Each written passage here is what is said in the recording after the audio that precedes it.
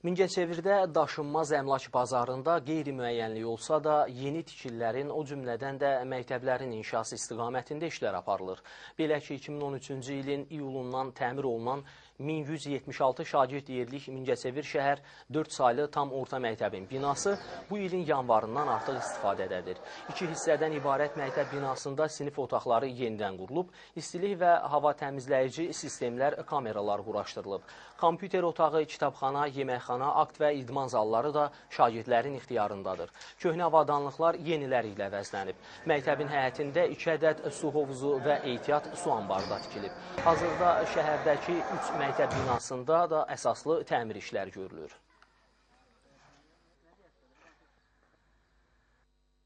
Şəhərdə 7 saylı, 1, 7 və 9 saylı məktəblərin əsaslı təmiri başlanmışdır və orada da işlər gedir.